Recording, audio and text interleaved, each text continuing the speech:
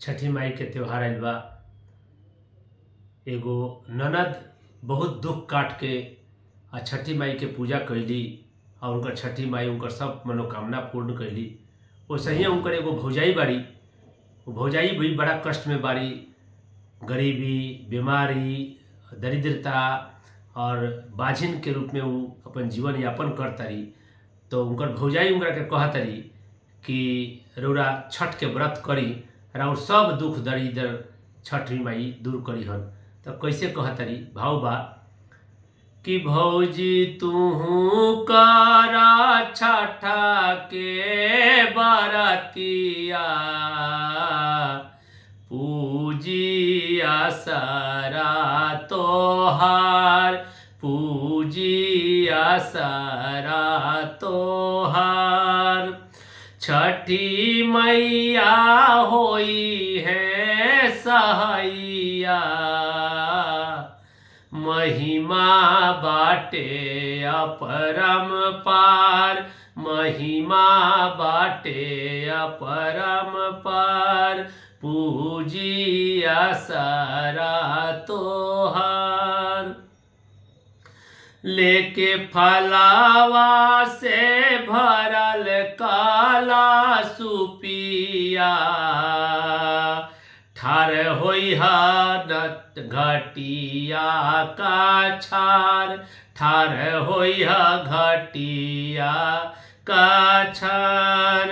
उगी है सूरज बीनु सारावा, सुनी है दुखावा तोहार, सुनी है दुखावा तोहार।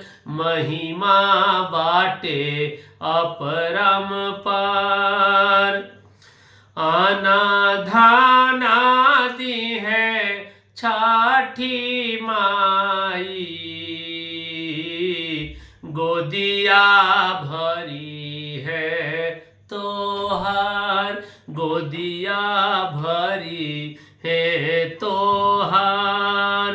रोग व्याधा सब कटी जाई,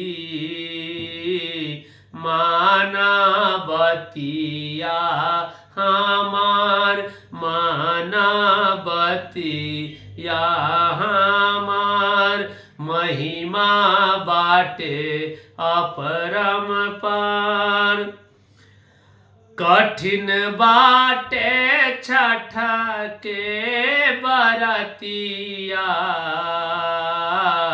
करिहा सोची विचार, करिहा सोची विचार।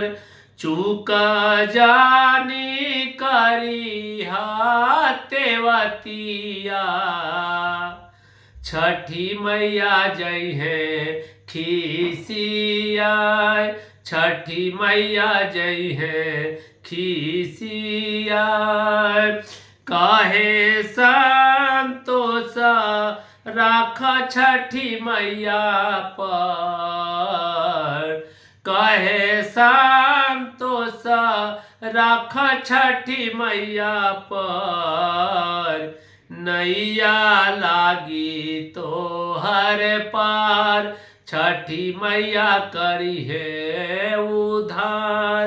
महिमा बाटे अपरम पार, पूजी तो हर आसारा तो हर।